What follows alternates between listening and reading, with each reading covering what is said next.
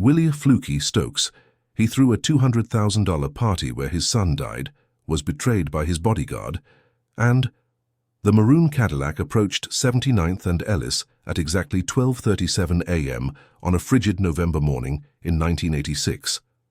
Inside the luxury vehicle, Willie Flukey Stokes occupied the rear seat, uncharacteristically dressed in casual attire, no gleaming jewelry, no expensive fabrics, just simple sweatpants beneath a leather jacket. His companion reached toward shopping bags while his chauffeur, Ronald Johnson, engaged the parking brake. Two silhouettes emerged from behind a stationary automobile. The explosion of shotgun pellets and handgun rounds shattered the windshield instantaneously. Flukey absorbed multiple impacts to his torso. Johnson collapsed immediately. The security detail in the trailing vehicle discharged rounds skyward rather than engaging the assailants, who departed with calculated composure. 7,000 mourners would attend his memorial service. They would enter him clutching a cellular device, adorned in azure python leather footwear, in the identical mortuary where he had laid his son to rest in a Cadillac-configured casket merely 2 years previously. Stevie Ray Vaughan had already immortalized both men through music, but this evening witnessed the Southside Monarch's final moments in that luxury sedan, victimized by treachery from the very individual compensated to safeguard him. During the 1970s through the mid-1980s, Southside Chicago recognized a singular figure, a gentleman adorned in silk garments with diamond adornments resembling silver currency, gold bracelets adorning both wrists, and a diamond-encrusted F pendant suspended from his neck. William Morris Stokes, born in 1937, commanded universal recognition. Multiple Cadillacs comprised his fleet, including a customized convertible bearing personalized plates reading Flukey 2. His presence along 47th Street commanded attention. He would clasp hands, recall identities, and distribute $50 and $100 denominations like promotional materials. Elderly women received holiday turkeys. Families confronting displacement received retroactive rent payments plus annual advances. Fire victims discovered new accommodations through his intervention. Athletic teams found sponsorship through his generosity. The community revered him. However, the public witnessed merely the surface. 20 to 40 narcotic distribution centers operated continuously. Cocaine and heroin transactions generated 20 to 60,000 weekly per location. Mathematical calculations revealed weekly revenues exceeding $1 million. 200 individuals received regular compensation. This empire masqueraded as a recreational billiards establishment on the South Side. Internal Revenue Service records indicated unemployment status. Tax documentation claimed professional gambling activities, and Flukey maintained this facade convincingly. Weekend Las Vegas excursions were routine. Single trips involved wins or losses, reaching $250,000. Racetrack attendance was consistent. The gambling persona appeared authentic to observers. Federal investigators possessed superior intelligence. Detective Michael Pecoro conducted surveillance for years, documenting Flukey's connection to 15 to 20 narcotic-related homicides throughout the South Side during the 1970s and 1980s. Corpses in alleyways, professional eliminations, ambitious competitors, product thieves, and talkative witnesses. None of these investigations reached resolution. Flukey comprehended principles that escaped most dealers.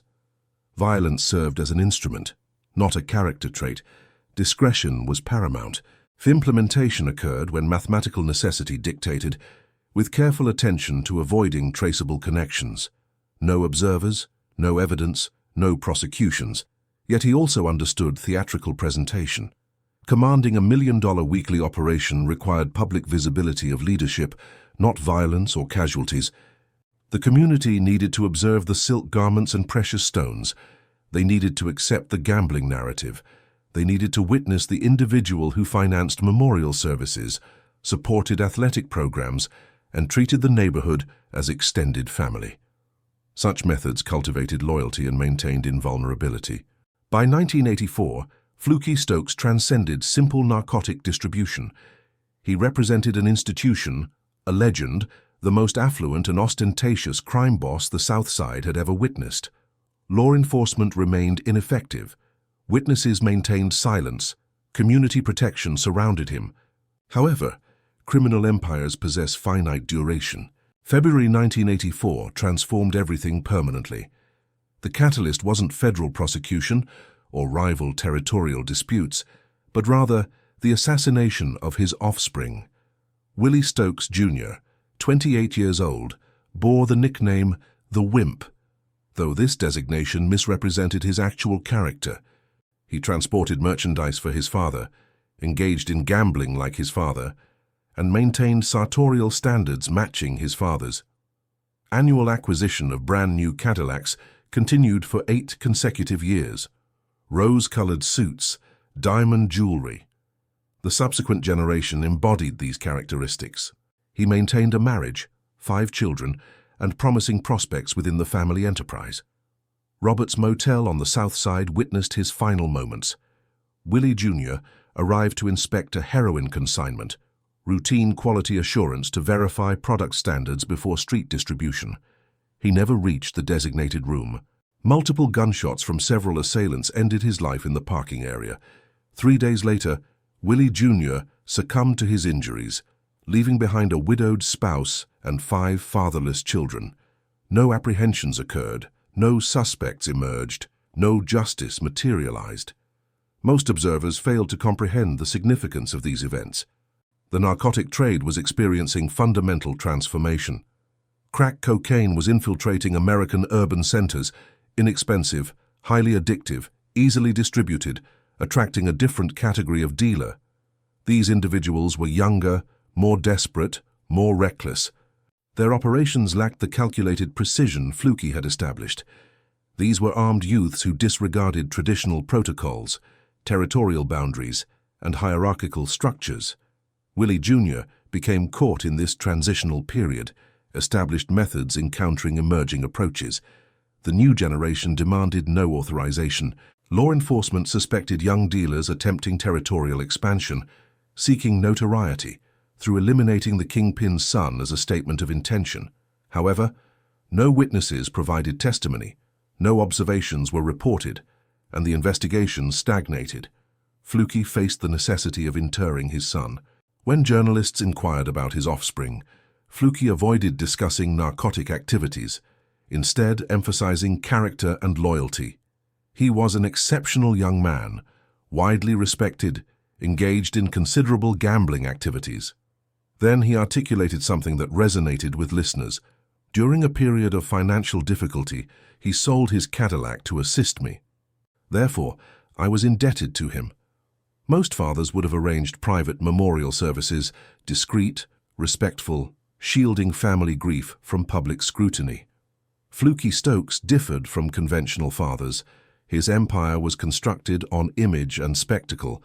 His son perished in the narcotic trade, and Flukey intended to ensure Willie Jr.'s name achieved permanent remembrance.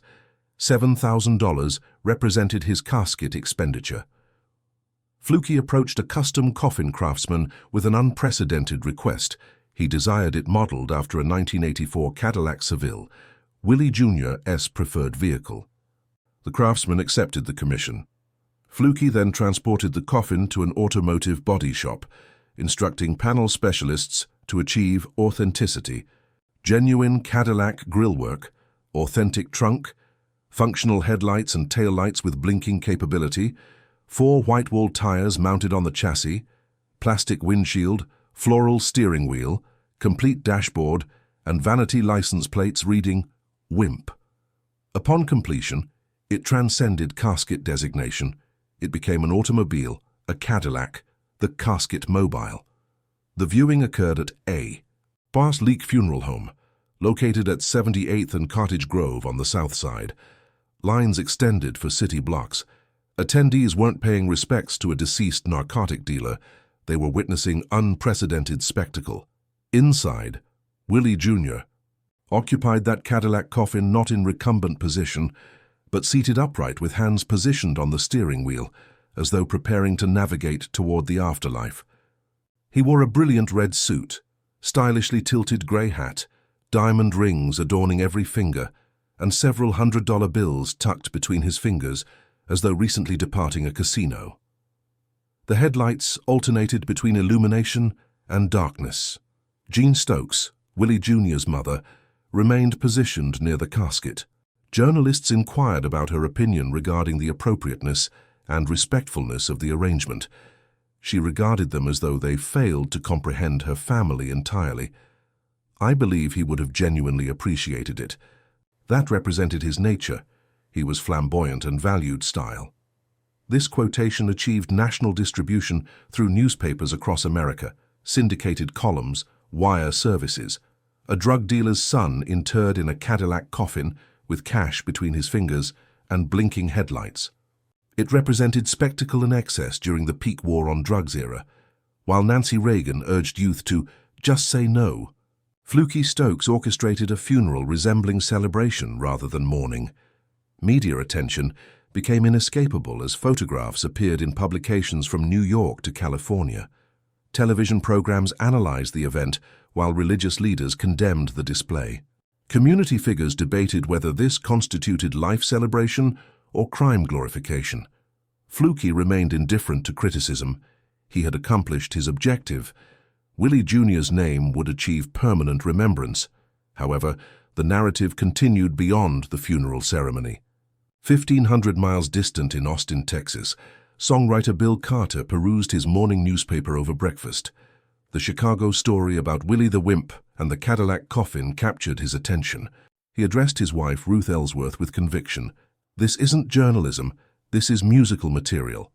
Within a 2-mile drive to their recording studio, they had composed the entire song, verses, chorus, bridge, everything. They immediately recorded the track that same day. By 1985, Bill Carter released Willie the Wimp and his Cadillac Coffin on his album Stomping Grounds, featuring Jimmy Vaughan's lead guitar work. The composition possessed a shuffle rhythm and Texas blues foundation, with lyrics that maintained directness without judgment or condemnation of Willie Jr. The song simply narrated the events truthfully, transforming funeral details into a blues rock anthem that resonated throughout the Texas blues circuit. Stevie Ray Vaughan encountered the song and recognized its potential. Already established as one of history's greatest guitarists, he understood the necessity of recording his own version with heavier, grittier, more electrifying interpretation. July 1986 witnessed Stevie Ray Vaughan's release of Willie the Wimp on his album Live Alive, a raw, energetic live recording that became an instant blues rock standard. The irony remained unrecognized. Stevie Ray Vaughan's version appeared in July 1986, 3 months before Flukey's assassination. The song immortalizing the Cadillac coffin spectacle achieved national recognition. During the same year, the funeral's architect met his demise. January 1985 brought another extravagant celebration, Flukey's 30th wedding anniversary with John. $200,000 funded this commemoration. He reserved a Southside Hotel ballroom and engaged nationally renowned performers, the Staple Singers and the Chai Lights, soul music legends typically accessible only through significant connections or wealth. Flukey possessed both advantages. The venue accommodated hundreds of attendees, friends, family, business associates. The community gathered to honor their king and queen as Flukey and Jean renewed their matrimonial vows after 30 years of shared experiences, including empire building, legal troubles, and their son's death. Flukey then implemented his signature gesture, literally making money rain throughout the crowd as guests scrambled to collect $50 and $100 bills floating through the air like confetti. When reporters inquired about the event beforehand, Flukey displayed his characteristic smile with diamonds gleaming. "It will be a modest affair." $200,000, premier entertainment, and cash cascading from the ceiling represented his interpretation of modesty. The haunting detail involves the location selection. The identical Southside Hotel, where Willie the Wimp was murdered exactly 1 year previously, the same parking lot where his son died. Most individuals would avoid returning to such a traumatic location due to emotional pain and haunting memories. Flukey instead returned and celebrated, possibly reclaiming the space through defiance or simple indifference. During this celebration period, legal pressures intensified. August 1984 witnessed the shooting death of pharmacist Robert Surowski outside his residence. Surowski supplied quinine, the cutting agent used by dealers to dilute heroin. His business relationship with Flukey and other South Side dealers involved monthly quantities of £50, then 25, then 5, as Surowski reduced operations to establish independent business ventures. Law enforcement suspected Flukey ordered the assassination. February 1986 brought his indictment on charges including murder, conspiracy to commit murder, solicitation, armed violence, and armed robbery. The prosecution's case appeared substantial with 3 witnesses, including Darrell Moore, an admitted assassin working as police informant who claimed Flukey paid $10,000 for Surowski's elimination. The trial commenced August 18, 1986, with packed courtroom attendance and prepared prosecutors. However, when witnesses testified, each individual recanted their statements. They claimed fabrication, police threats, and case manipulation. Charges were dismissed, allowing Flukey to depart wearing his diamonds and gold jewelry while his customized Flukey 2 Cadillac awaited outside. Surrounding reporters inquired whether he had actually committed the alleged crimes. Flukey grinned characteristically before delivering his memorable response, "I'm traveling to Las Vegas to participate in dice games." 3 months later, he would be deceased. While Flukey celebrated legal victory, federal authorities constructed a more comprehensive case. DEA investigation involved racketeering, tax evasion, and continuing criminal enterprise charges spanning 2 years. A grand jury indictment was imminent, potentially resulting in life imprisonment if convicted. Earl Wilson, 33 years old and divorced father of 5, worked security at a South Side skating facility, an unremarkable individual struggling financially. October 1986 brought employment opportunity when Flukey hired him as part-time bodyguard for 3 weeks. Wilson possessed a secret identity as police informant, providing daily reports to the state's attorney's office regarding Flukey's activities and locations, while receiving compensation from both Stokes and law enforcement. Elliot Taylor, Wilson's childhood friend and motorcycle gang member, presented Wilson with an opportunity. Taylor possessed connections to individuals seeking Flukey's death. The arrangement was straightforward: debt forgiveness, stolen car phone, and telephone bill payment. Total cost $800 to betray the South Side's most powerful drug kingpin. Prosecutors alleged Wilson's ambition involved crowning the next narcotic king by eliminating Flukey and positioning someone new in power, with Wilson serving as kingmaker. Charles Edward Bay, former Flukey bodyguard turned rival dealer, experienced his own South Side power struggle. September 1986 witnessed Bay and an associate surviving an alleyway ambush involving automatic weapons, 4 shots each. Law enforcement suspected Flukey ordered the assassination attempt, while Bay allegedly placed $50,000 bounty on Flukey's head. Revenge was anticipated. November 18, 1986 evening, Flukey accompanied his mistress Diane Miller to cinema for Something Wild. Afterward, they visited a 24-hour convenience store at 79th and Calumet for popcorn before proceeding to Diane's residence at 79th and Ellis. Earl Wilson followed in the security vehicle, maintaining communication with Elliot Taylor via car phone, providing detailed location and route information. Flukey's attire that evening was uncharacteristically modest. No jewelry, diamonds, or gold, just blue sweatpants, red leather jacket, red t-shirt beneath blue Michigan shirt, white sneakers, and black cap.